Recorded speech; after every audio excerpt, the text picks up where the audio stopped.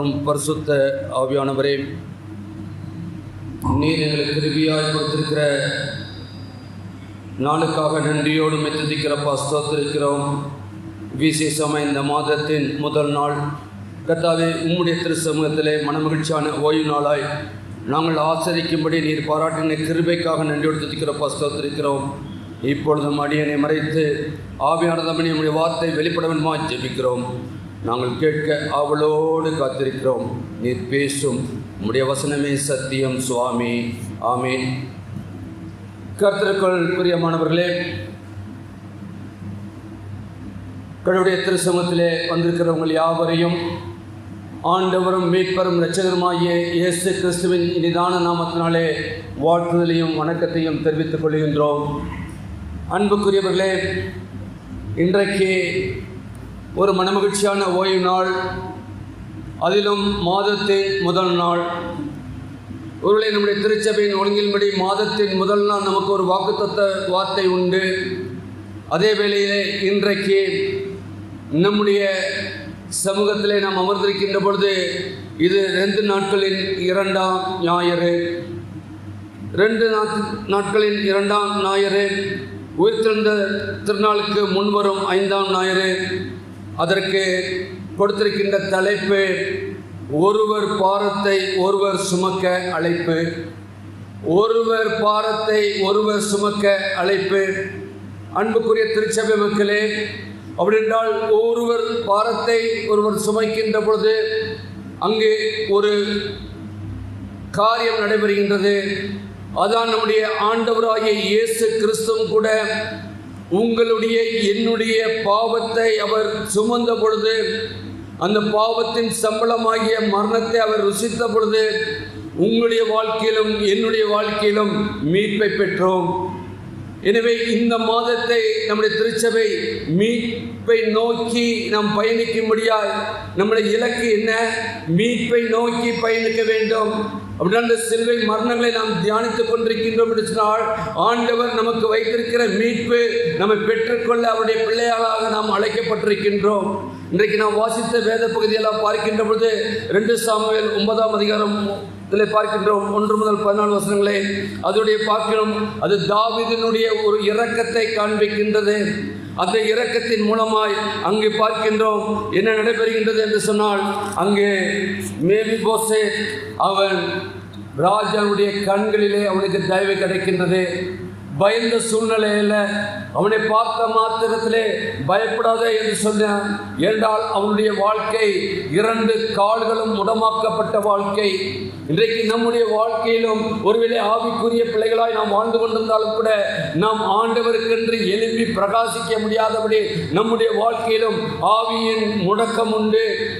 நாம் ஆவிக்குள்ளாக நாம் இருக்கின்றோம் என்று சொன்னால், ஆண்டவருக்காக நீங்கள் நாம் அரிய பெரிய காரியங்களை செய்ய நாம் அழைக்கப்பட்டவர்களாக இருக்கின்றோம். 2 காலம் முடமாய் இருந்தாலும் கூட தாவீதின் மூலமாய் அவனுக்கு அங்கு ஒரு இரக்கம் கிடைக்கின்றது. அன்புக்குரியவர்களே, நாம் வாசித்த நற்செய்தி பாதையிலே பார்க்கின்ற பொழுது கூட அங்கு பார்க்கின்றோம் திமிர்மாதக்காரன். அவனால் ஒன்றும் முடியாது. ஆனால் அங்கு அவருடைய 4 பேர் அவனை தூக்கி வந்தது நிமித்தமாய் அவனுக்கு என்ன நடைபெறுகிறது? அவனுடைய பாவம் அங்கு அவனுக்கு மன்னிக்கப்படுகின்றது. அந்த திமிர்வாதக்காரனை தூக்கி கொண்டு வந்த பொழுது 5ஆம் வசனம் சொல்கிறது, உன் பாவம் உனக்கு மன்னிக்கப்பட்டது. ஆண்டவரிடத்திலே வருவோம் என்று சொன்னால் நாம் நம்முடைய பாவம் மன்னிக்கப்படுகின்றது. பாவத்தின் நிமித்தமாய் நாம் ஒரு மீட்பை பெறுகிறோம் என்று நாம் அறிந்து கொள்ள அழைக்கப்படுகின்றோம். சற்று நேர தியானத்திற்காக எடுத்துக்கொண்ட வேத பகுதி இன்றைக்கு நமக்கு கொடுத்திருக்கின்ற வாக்குத்தத்தம் உள்ள வார்த்தை. அது ரோமர் 5ஆம் அதிகாரம் 10ஆம் வசனம். ரோமர் 5:10. நாம் தேவனுக்கு சத்துருக்களாய் இருக்கையில் அவருடைய குமாரனின் மரணத்தினாலே அவருடனே ஒப்புரவாக்கப்பட்டோமானால், ஒப்புரவாக்கப்பட்ட பின் நாம் அவருடைய ஜீவனாலே ரட்சிக்கப்படுவது அதிக நிச்சயமாமே. அன்புக்குரிய திருச்சபை மக்களே, இன்றைக்கு உங்களுக்கும் எனக்கும் இந்த சிலுவை தியானத்தை நாம் தியானித்துக் கொண்டிருக்கின்றோம். அப்படினால் இந்த நினைத்து பார்க்கின்ற பொழுது நமக்கு ரட்சிப்பு உண்டு என்பதை நாம் முதலாவது உணர்ந்து கொள்ள வேண்டும். ஏதோ அல்ல, மற்றவர்களைப் போல நாம் ஆலயத்துக்கு வந்தல்ல, இந்த ஆலயத்திலே அமர்ந்திருக்கின்றோம், ஆண்டவருடைய பாதப்பட்டிலே அமர்ந்திருக்கின்றோம் என்றால் நமக்கு ரட்சிப்பு உண்டு, நமக்கு மீட்பு உண்டு என்ற அந்த விசுவாசத்திலே நாம் நிலைத்திருக்க அழைக்கப்படுகின்றோம். அன்பான சகோதரிகளே, இந்த ரோமர் 5ஆம் அதிகாரத்தை பார்க்கின்ற பொழுது ரட்சிப்பின் உறுதியை அங்கு பேசுகின்றது. அதிலே 10ஆம் வசனத்தை பார்ப்போமானால் இதிலே ஒரு ஆழமான சத்தியத்தை நாம் இங்கு பார்க்க முடியும். என்ன சத்தியம்? ஒன்று, நாம் சத்துருக்கள். இரண்டாவது, கிறிஸ்து நமக்காக மரித்தார். மூன்றாவது, நாம் சமாதானம் பண்ணப்பட்டோம் அல்லது ரட்சிக்கப்பட்டோம். இதான் இன்றைக்கு நமக்கு கொடுக்கப்படுகின்ற காரியம். நாம் ஏதோ நீதிமானாய் இருக்கின்ற நிமித்தமாய் ஆண்டவர் உங்களையும் என்னையும் அழைக்கவில்லை. அவர் அழைத்தார். அழைத்தவர் உண்மை உள்ளவர் போல நீங்கள் நானும் நம்முடைய வாழ்க்கையிலே உண்மையாக இருப்போம் என்று சொன்னால் நமக்கு நிச்சயமாக அதன் மூலமாய் நமக்கு மீட்பு உண்டு. இந்த 3 தலைப்புகளை பார்க்கின்ற பொழுது நாம் சத்துருக்களாய் இருக்கிற நிலையிலே முதலாவது நாம் ஒவ்வொருவரும் புரிந்து கொள்ள வேண்டும். நாம் ஏதோ ஆண்டவருடைய பிள்ளையை ஆகிவிட்டோம் என்று சொன்னால் ஒரு பரிசுத்தவானை போல இந்த உலகத்திலே நாம் நடக்க அல்ல. நாம் சத்துருக்களாய் இருக்கையில் நம்மை ஆண்டவர் அழைத்திருக்கின்றார். அங்கு பார்க்கின்றது, பாவம் தான் மனிதனை தேவனிடத்திலிருந்து பிரிக்கிறது.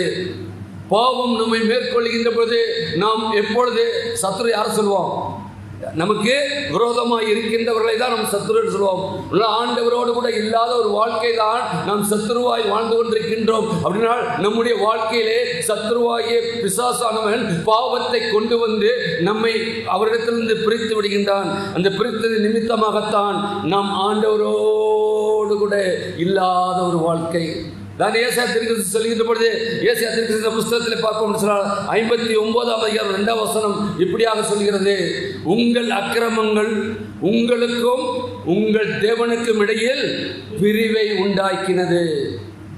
உங்கள் அக்கிரமமும் உங்கள் பாவம்தான் அவரை நம்மிடத்திலிருந்து பிரித்திருக்கின்றது. ஏனால் நம்முடைய ஆண்டவர் இரக்கம் உள்ளவர், இரக்கத்தின் ஐஸ்வர்யம் உள்ளவர். ஆனால் என்ன நடந்துக்கிறது? அக்கிரமம் தான் நம்மையும் ஆண்டவரையும் பிரித்திருக்கிறது என்பதை ஏசாயா தீர்க்கதரிசி சொல்லுகின்றார். ஆம் அன்புக்குரிய திருச்சபை மக்களே, நாம் ஒரு விஷயம் நம்மை ஆராய்ந்து பார்க்க வேண்டும். அது மட்டுமல்ல, அப்போஸ்தலனாகிய பவுல் எபேசியருக்கு எழுதுகின்ற பொழுது 2ஆம் அதிகாரம் 1ஆம் வசனத்தில் இப்படியாக சொல்கிறார், நீங்கள் அக்கிரமங்களினாலும் பாவங்களினாலும் செத்தவராயிருந்தீர்கள். அக்கிரமங்களினாலும் பாவங்களினாலும் செத்தவர்களாயிருந்தீர்கள். இது ஏதோ பவுலடியார் எபேசிய திருச்சபைக்கு மட்டுமல்ல, இன்றைக்கு நாம் வாசிக்கின்ற பொழுது இந்த வார்த்தையை கேட்டுக்கொண்டிருக்கிற உங்களுக்கு எனக்கும், தென்னிந்திய திருச்சபையிலே அங்கமாக இருக்கிற உங்களுக்கு எனக்கும் இதே வார்த்தையை கொடுக்கின்றார். என்ன? செத்தவர்களாய் இருக்கின்றோம். எதனால்? நம்முடைய அக்கிரமத்தினாலும் நம்முடைய பாவங்களினாலும் நாம் செத்தவராய் இருக்கின்றோம். செத்த பணம் என்ன செய்யும்? செத்த பணம் ஓடுமா? செத்த பணம் பேசுமா?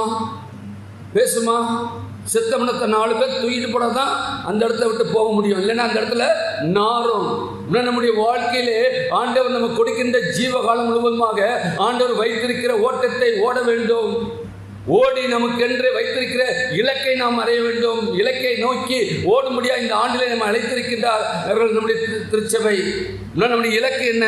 நாம் செத்தவர்களாய் அல்ல, ஜீவன் உள்ளவர்களாய் ஆண்டவருக்காக அரிய பெரிய காரியங்களை செய்கின்றவர்களாய் கர்த்தர் நமக்கு என்ன கொடுக்கின்றாரோ, இன்றைக்கு ஜீவன் இருக்கின்றது, இன்றைக்கு நான் ஆண்டவருக்காக ஓடுவேன் என்று சொல்லி ஓட அழைக்கப்பட்டவர்களாய் இருக்கின்றோம். அதனால் என்ன கிடைக்கும்? ஆசீர்வாதம் உண்டு. ஆண்டவருக்காக நீங்கள் நேரத்தையும் உங்களுடைய தாழ்ந்தையும் நீங்கள் கொடுக்கின்ற பொழுது அது நிச்சயமாக அது உங்களுக்கும் உங்களுடைய பிள்ளைகளுக்கும் உங்களுடைய தலைமுறைக்கும் அது ஆசீர்வாதமாக இருக்கும். அதான் நம்முடைய முன்னோர்கள் செய்து விட்டு சென்றார்கள். அவர்களுக்கு கொடுக்கப்பட்ட தாழ்ந்தை எல்லாம் அவர்கள் திருச்சபையிலே முற்றிலுமாக தங்களை அர்ப்பணித்தார்களே. அர்ப்பணித்த நிமித்தமாக ஒருவேளை என்னுடைய தாத்தா அப்படி பண்ணினார் என்று சொல்லி நான் பெருமை பாராட்டி கொள்ளி அல்ல, என்னுடைய தகப்பனார் இப்படியாக ஆர்கனைஸ்டாக இருந்தார், கேட்டகிஸ்டார், நான் பெருமை பாராட்டி அல்ல. நான் என்ன செய்து கொண்டிருக்கின்றேன்? நம்முடைய முன்னோர்கள் செய்த காரியங்களை நாம் இந்த நாளில் செய்வோம் என்று சொன்னால் அதற்கான பலன் உண்டு என்பதை நாம் அறிந்து கொள்ள அழைக்கப்படுகின்றோம். அதே அப்போஸ்தலனாகிய அவர் கொலை செய்து சொல்கிற பொழுது, ஒரு காலத்தில் இந்த காலத்தில் அல்ல, ஒரு காலத்தில் அந்நியராயும் சத்துருக்களாயும் இருந்தீர்கள். அந்நியராயும் சத்துருக்களாயும் இருந்தீர்கள். ஆண்டவரை அறியாத மக்களாய் நாம் வாழ்ந்து கொண்டிருந்தோம். ஆனால் நமக்கு மத்தியிலே வந்த மிஷனரிகள் மூலமாய் நாம் ஆண்டவரை அறிந்து கொண்டு இக்காலத்திலே அவருடைய பிள்ளைகளாக நாம் வாழ்ந்து கொண்டிருக்கின்றோம். எனவே நாம் சத்துருக்களாய் இருக்கையிலே தான் ஆண்டவர் நமக்காக தேடி வந்தார். ஏன்னா நாம் தேவனை தேடவில்லை, நாம் அதற்காக தகுதி உள்ளவர்களும் அல்ல. ஆனால் ஆண்டவர் நம்மை தேடி வந்தார். ஆண்டவர் நம்மை தேடி வந்திருக்கிறார். நம் ஒவ்வொருவரையும் பெயர் சொல்லி அழைத்து வந்திருக்கின்றார். இன்னைக்கு கீழமாத்தூர் திருச்சபையிலே தூய திருத்துவ ஆலயத்திலே நாம் அமர்ந்திருக்கின்றோம் சொன்னால் நம் ஒவ்வொருவரையும் ஆண்டவர் பெயர் சொல்லி அழைத்து வந்திருக்கின்றார். இன்றைக்குள்ள ஆசீர்வாதங்களை பெற்றுக்கொள்ள முடியாத ஆண்டவர் அழைத்து வந்திருக்கின்றார். என்றால் நாம் தகுதி இல்லாதவர்கள், ஆனால் அவர் தகுதிப்படுத்தி இருக்கின்றார். இன்றைக்கு அவருடைய சமூகத்திலே இன்னைக்கு எத்தனையோ மக்கள் உண்டு. ஒருவேளை இந்த ஞாயிற்றுக்கிழமை நம்ம காலையிலே ஆராதித்தோம். இதில் நிறைய பேர் காலை ஆராதனையில் வந்தீங்க. ஆனால் இன்றைக்கு மாலையிலும் நாம் ஆராதிக்கின்றோம். ஆனால் இதே ஓய்வு நாளிலே எத்தனை கிறிஸ்தவர்கள் ஆலயத்துக்கு செல்லாதபடி அவர் வாழ்ந்து கொண்டிருக்கின்றார்கள்.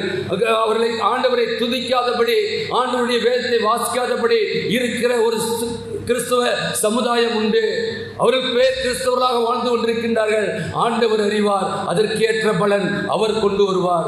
நாம் நியாயத்திற்கு அழைக்கப்பட்ட மக்கள் அல்ல.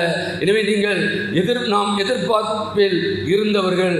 ஆண்டவர் என்னை மீட்க மாட்டாரா, ரட்சிக்க மாட்டாரா, ஆண்டவருடைய பிள்ளைகள் எல்லாம் சந்தோஷமாய் இருக்கிறார்களே என்று சொல்லி நம்மை பார்க்கின்ற மக்கள் சொல்கின்ற போது அவருடைய எதிர்பார்ப்பு என்னவா இருக்க வேண்டும்? ஆண்டவருடைய திரு சமூகத்திலே வந்து இந்த சமாதானத்தையும் சந்தோஷத்தையும் அவர்கள் பெற்றுக்கொள்ள வேண்டும். அதுக்கு உங்களையும் என்னையும் கர்த்தர் வரக்கூடிய நாட்களிலே ஒருவேளை இந்த மாதத்திலே நம்மை எடுத்து பயன்படுத்த சித்தமுள்ளவராய் இருக்கின்றார். இரண்டாவதாக பார்க்கின்ற பொழுது அங்கு பார்க்கிறோம், கிறிஸ்துவின் மரணம் அங்கு என்ன கொண்டு வருகிறது? சமாதானத்தை கொண்டு வருகிறது. அன்புக்குரியவரே, அவருடைய குமாரனின் மரணத்தினாலே அவரோடு ஒப்புரவாகப்பட்டோம். எவரோடு? பிதாவாகிய தேவனோடு ஒப்புரவாகப்பட்டோம். பிதாவாகிய தேவனோடு இருந்த நம்முடைய ஆதி தகப்பனாகிய ஆதாம் அவர் சொன்ன வார்த்தைக்கு கீழ்ப்படியாதபடி அவன் வாழ்ந்தான். தெரியுமில்ல நமக்கு அதோடைய சகம். ஆண்டவர் ஒவ்வொரு நாளும் குளிர்ச்சியான வேளையிலே ஆதாமோடு கூட ஏதேன் தோட்டத்திலே அலைந்து கொண்டிருந்தார். ஆனால் நடைபெற்ற காரியம் அதே போன்று வருகின்ற பொழுது ஆதாமை தேடுகின்றார். தேடுகின்ற பொழுது ஆதாம் எங்கே? அங்கு வந்து பார்க்கின்றார், காணவில்லை. ஆதாமே, ஆதாமே, எங்கே இருக்கிறாய்? இன்றைக்கு ஒருவேளை ஆண்டவருடைய பிள்ளைகள் எங்க இருந்தாலும் ஆண்டவர் இதே சத்தத்தை கொடுத்து கூப்பிட சத்தமுள்ளவராயிருக்கிறார், சித்தமுள்ளவராயிருக்கிறார். அவருடைய சத்தத்திற்கு கீழ்ப்படிய வேண்டும். ஆதாமை கூப்பிட்ட பொழுது அவன் சொல்லுகின்றான், என்ன? நான் நிர்வாணியாயிருக்கிறேன். அவனுடைய வாழ்க்கையிலே பாவம் வந்த பொழுது அவன் நிர்வாணியாய் இருக்கின்றான். இன்றைக்கு நீங்கள் நானும் ஒருவேளை பாவத்திலே மூழ்ந்து வாழிவிட்டிருப்போம்னால் ஒருவேளை உலகத்தின் மக்கள் நம்முடைய ஆடைகளை பார்க்கலாம். ஆண்டவருடைய சமூகத்திலே நாம் நிர்வாணிகளாய் இருக்கின்றோம். நாம் நிர்வாணத்தோடு கூட வாழ்ந்து கொண்டிருக்கின்றோம். அவன் சொல்லுகின்றான், எதை புசிக்கக்கூடாது என்று சொல்லி புசித்தீர்களோ? ஆம் ஆண்டவரே. என்ன சொல்றாரு? நீ எனக்கு கொடுத்த ஏவாள். ஏவாள் என்ன சொல்லுகிறது? சர்ப்பம். இன்றைக்கு நம்முடைய வாழ்க்கையிலும் மற்றவர்களை நாம் சொல்லிக் கொண்டிருக்கிறோம். நாம் எப்படி இருக்கின்றோம்? நம்முடைய வாழ்க்கையிலே கர்த்தர் நம்மை ஒரு நோக்கத்தோடு அழைத்து நம்மோடு உலாவ முடியாய் அவருடைய பிள்ளையாய் நாம் இருக்கின்ற இடங்களிலே, ஒருவேளை ஆலயத்தில் மட்டுமல்ல, வீட்டிலே நீங்கள் ஒருமித்து கூடுகின்ற பொழுது அங்கும் அவர் இருக்கின்றார். அவர் சொல்லியிருக்கிறாரு, எத்தனை பேர்? 2 பேரோ 3 பேரோ என் நாமத்தினாலே எங்கே குடியிருப்பீர்களோ அங்கே வாசமாயிருப்பேன். நம்ம வீட்டில் 2 பேர் 3 பேர், கணவனும் மனைவி பிள்ளைகள் 3 பேர் சேர்ந்து ஜெபிக்கின்ற பொழுது ஆண்டவர் ஆலயத்தில் மட்டுமல்ல நம்முடைய இல்லத்திலும் இருக்கின்றார். இருந்து நம்மை ஆசீர்வதிக்கின்றவராக இருக்கிறார். அங்கு பார்க்கின்ற பொழுது அங்கு மரணத்தின் மூலமாய் அங்கு நடைபெறுகிறது. அவரோடு கூட ஒப்புரவாக்கப்பட்டோம். யாரோடு கூட? பிதாவாய தேவனோடு கூட. எப்படி? அவருடைய ஒரே பேரான குமாரனாகிய இயேசு கிறிஸ்துவை உங்களுக்காகவும் எனக்காகவும் இந்த உலகத்தில் அனுப்பி கொடுத்தாரே. அனுப்பி கொடுத்து அவர் பாடும் மரணங்களை குறித்து தியானித்துக் கொண்டிருக்கின்றோமே. இந்த காலத்திலாவது ஆண்டவரே, என்னுடைய பாவ குற்றங்களை நீ அறிந்திருக்கிறப்பா, உன்னுடைய சிலுவை நான் நோக்கி பார்க்கின்ற பொழுது இந்த சிலுவையிலிருந்து வழிந்த ஜீவனுள்ள ரத்தம் என்னை ஜீவனுள்ளவனாய் இந்த உலகத்துக்குள்ளாக நடக்க என்னை கிருபைதாரம் என்று சொல்லி நாம் இருக்க அழைக்கப்படுகின்றோம். என்னால் ரோமர் 5:8 பார்க்கின்ற போது, நாம் பாவிகளாய் இருந்தபோது கிறிஸ்து நமக்காக மரித்தார். நாம் பாவிகளாய் இருந்த பொழுது கிறிஸ்து நமக்காக மரித்தார். நாம் ஒரு பரிசுத்தவானாய் இருக்கும் போதல்ல, பாவியாய் இருக்கின்ற பொழுது. இன்னும் 2 கொரிந்தியரில் பார்ப்போம் சொன்னால் 5:18 சொல்லுகின்றது, தேவன் கிறிஸ்துனாலே உலகத்தை தம்மோடு கூட ஒப்புரவாக்கினார். அங்கு பார்க்கின்ற பொழுது கிறிஸ்துனாலே உலகத்தை அவர் தம்மோடு பிதாவாகிய தேவன் ஒப்புரவாக்கின்றார். இன்றைக்கு நம்முடைய வேலை ஒப்புரவாக்குதலின் ஊழியம். ஆண்டவர் அதுதான் எதிர்பார்க்கின்றவராய் இருக்கின்றார் என்றால் அங்கு பார்க்கின்றோம் எபேசியர் 2:14 அவரே நம்முடைய சமாதானமாய் இருக்கின்றார். ஒருவர் தான் சமாதானம். இன்னைக்கு நாம் எல்லாருக்கும் சமாதானமாக இருக்க நாம் முற்படுகின்றோம், முடியலையே. ஏன்? சத்துருக்கு தெரியும் நாம் சமாதானமாய் இருந்து சந்தோஷமாய் மனமகிழ்ச்சியோடு கூட ஆண்டவரை ஆராதிக்கும் என்று சொன்னால் ஆண்டவருடைய நாம மகிமைப்படும். ஆண்டவருக்கு என்று ஒரு ஜனக்கூட்டத்தை நாம் அழைத்து செல்வோம், அது தெரியும். அதனால்தான் அங்கு அங்கு அங்கு என்ன இன்றைக்கு பார்க்கின்றோம், சமாதானத்தை குலைக்கின்ற சத்துருக்கள் எல்லா இடத்திலும் உண்டு. எல்லாம் அது வீட்டில் மட்டுமல்ல, குடும்பத்தில் மட்டுமல்ல, திருச்சபையிலும் சமுதாயத்திலும் இன்றைக்கு அப்படிப்பட்ட எண்ணத்தோடு கூட வாழ்ந்து கொண்டிருக்கின்ற மக்கள் உண்டு. அன்புக்குரிய திருச்சபை மக்களே, உங்களுடைய வாழ்க்கையும் என்னுடைய வாழ்க்கையும் அறிந்த கர்த்தர் தான் இன்றைக்கு திருப்பதிலே நம்மை அழைக்கின்றார். அவருடைய பரிசுத்தமுள்ள இரத்தம் தான் நம்முடைய பாவங்களை கழுவுகின்றது. அவர் ஒரு பாவம் அறியாதவர். ஆனால் அந்த பரிசுத்தமுள்ள இரத்தத்தை அவருடைய சரீரத்தை வாங்குகின்ற பொழுது ஆண்டவரே நம்மை ஒரு விசை ஆராய்ந்து பார்த்து சமாதானத்துக்கு ஏற்ற காரியங்களில் நான் ஈடுபடுகின்றனா, அல்லது சமாதானமாக இருக்கக்கூடிய குடும்பத்தையும் சமாதானமாக இருக்கக்கூடிய திருச்சபையும் சமாதானமாக இருக்கக்கூடிய சமுதாயத்தையும் நான் சமாதான குறைத்துக்குள்ளாக நடக்கின்றவனாய் நான் வாழ்ந்து கொண்டிருக்கின்றனா என்னை சிந்தித்து பார்த்து அதற்கான பலன் உண்டு. ஒருவேளை நாம் சமாதானத்தை குலைக்கின்ற மக்களாய் வாழ்வோம் என்று சொன்னால் ஆண்டவர் வருகின்ற பொழுது அதற்கான பலனும் உண்டு என்பதை நாம் அறிந்து கொள்ள அழைக்கப்படுகிறோம். சிலுவையிலே அங்கு பார்க்கின்ற பொழுது அவர் தண்டனையை அவர் மேல் ஏற்றுக்கொண்டார், அவர் நீதியை நிறைவேற்றினார், பாவத்தின் சம்பளமாகிய மரணத்தை அவர் நிறைவேற்றினார். தேவ கோபம் நம்மேல் இருந்தது, அது ஆண்டவர் மூலமாய் தீர்ந்தது என்பதை நாம் அறிகிறோம். நமக்கு சமாதானம் கிடைத்திருக்கிறது, நமக்கு சமாதானம் கிடைத்திருக்கிறது. இருக்கிற காலம் வரைக்கும் சமாதானமாய் வாழ்வோம் என்று சொன்னால் எவ்வளோ பெரிய காலம். ஆனால் இன்றைக்கு முடியுதா? இன்றைக்கு முடியுதா? சமாதானமாக இல்லாதபடி இன்றைக்கு சத்துருவானவன் ஒவ்வொருவரையும் நயவஞ்சு பண்ணிருக்கிறாரு. நம்முடைய வாழ்க்கையை ஒரு விஷயம் ஆராய்ந்து பார்ப்போம். 3ஆவதாக அங்கு பார்க்கின்றோம், அதே சொல்லப்படுகிறது, ஒப்புரவாக்க பின் நாம் அவருடைய ஜீவனாலே ரட்சிக்கப்படுவது அதிக நிச்சயமாமே. அதிக நிச்சயமாமே. ஏன்? அவர் ஒப்பு கொடுத்தாரு.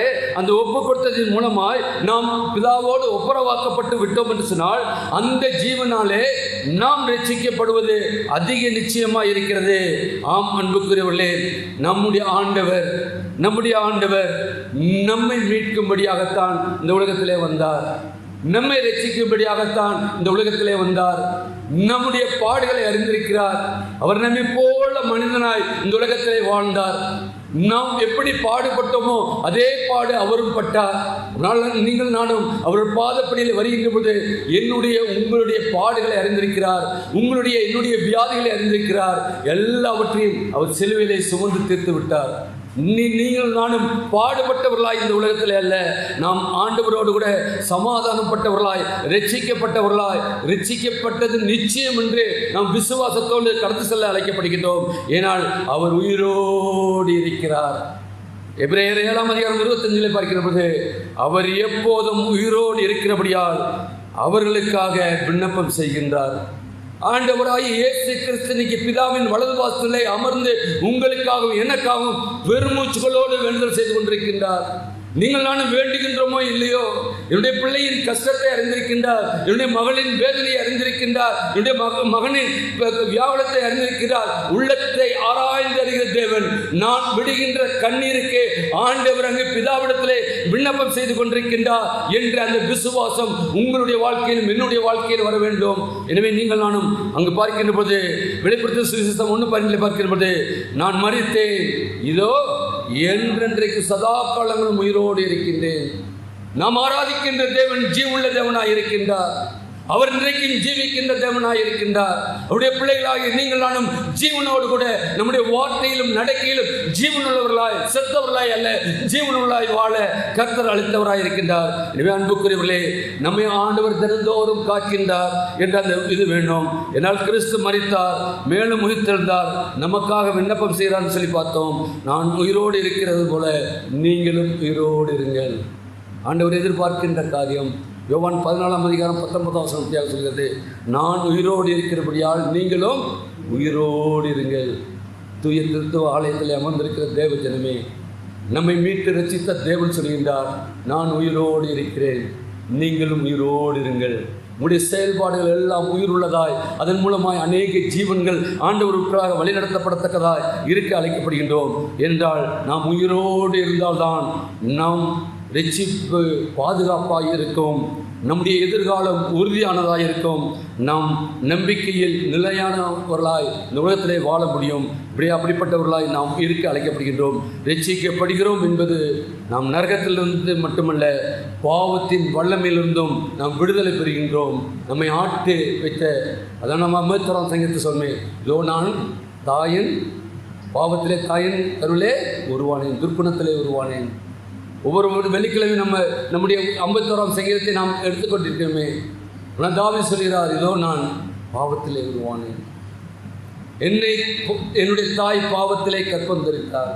ஆனால் நம்முடைய பாவம் என்பதை ஆண்டவர் அறிந்திருக்கிறார். ஆனால் பாவத்திலிருந்து நமக்கு விடுதலை கொடுக்க முடியாதான் கர்த்தர் வந்திருக்கிறார். இந்த பாவத்தின் வல்லமிலிருந்து நாம் தினசரி நாம் விடுதலை பெற்றவர்களாக இருக்க வேண்டும். அங்கே பார்க்கின்ற பொழுது பிலிப்பியர் 1ஆம் அதிகாரத்திலே பவுலடியார் சொல்கிறார், தொடங்கின நற்கிரியை அவர் நிறைவேற்றுவார். இன்றைக்கு நம் மூலமாய் தொடங்கி இருக்கின்ற நற்கிரிகளை ஆண்டவர் நிறைவேற்ற வல்லமுள்ளவராயிருக்கிறார். அவர் ஜீவனுள்ளவராயிருக்கிறார். எனவே நீங்கள் நானும் அவருடைய கையிலே நாம் இருப்போம். அவர் நம்மை கொண்டு என்ன சித்தமாக இருக்கிறாரோ அதை நான் செய்வதற்கு நம்மை அர்ப்பணிப்போம்.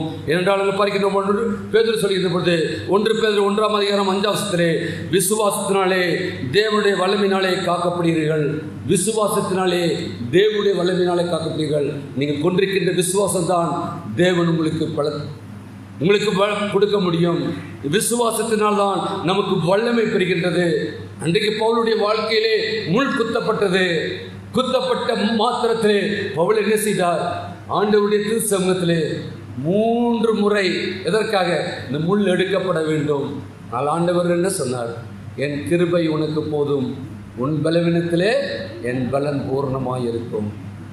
அந்த ஆண்டவர் தான் இன்றைக்கு உங்களையும் அனையும் அழைத்து திருப்பந்தியிலே அவருடைய திருரத்தத்தின்மாய் நமக்கு வல்லமையும் பலத்தையும் கொடுத்து ஆண்டவருக்காக நாம் அரிய பெரிய காரியங்களை இந்த உலகத்திலே செய்ய அழைக்கின்றார். எனவே அதை உணர்ந்து கொள்வோம். நம்முடைய காரியம் ஒவ்வொன்றையும் ஆண்டவர் பார்க்கின்றார். நாம் தகுதி இல்லாத போது நமக்கு கிருபை கிடைத்திருக்கின்றது.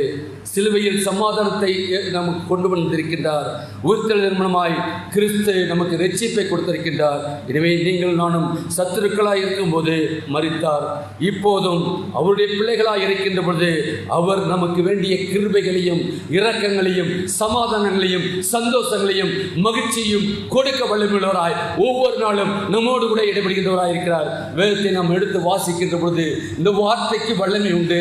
இந்த வார்த்தையில் வருகின்ற ஒவ்வொரு வார்த்தையும் நம்மை ஒவ்வொரு நாளும் நம்மை ஜீவனுள்ளவராய் வழிநடத்தும். அவருடைய பாதப்படியிலே முழங்கால் படியிட்டு ஆண்டவருடைய திரு சிலுவை நோக்கி பார்க்கின்ற பொழுது ஆண்டவர் ஜெபித்த பொழுது என்ன பண்ணாரு?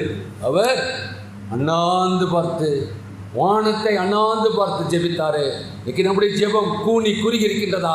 நம் வானத்தை அண்ணாந்து பார்த்து தேவ சிங்காதத்தில் அமர்ந்திருக்கிற கர்த்தரை நாம் நோக்கி பார்த்து, ஆண்டவரே என்னை பாரும், ஆண்டவரே நீர் என்னை காண்கிற தேவனாய் இருக்கின்றேன், காண்கிறீர் ஆண்டவரே சொல்லி அவருடைய பிள்ளைகளாய் இருக்கிறோம் என்ற இந்த விசுவாசத்தோடு கூட நாம் அவரை நோக்கி பார்ப்போம். நிச்சயமாக நம்முடைய வாழ்க்கையிலே காணப்படக்கூடிய எந்த காரியமானாலும் ஆண்டவர் எல்லாவற்றிலும் நமக்கு விடுதலை உண்டு. சத்துருக்களை நாம் மேற்கொள்ளத்தக்கதான வெள்ளி சத்துவத்தையும் அவர் கொடுப்பார்.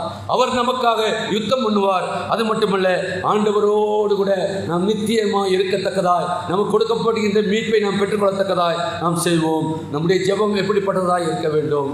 நாம் ஜெபிக்கின்றோம்.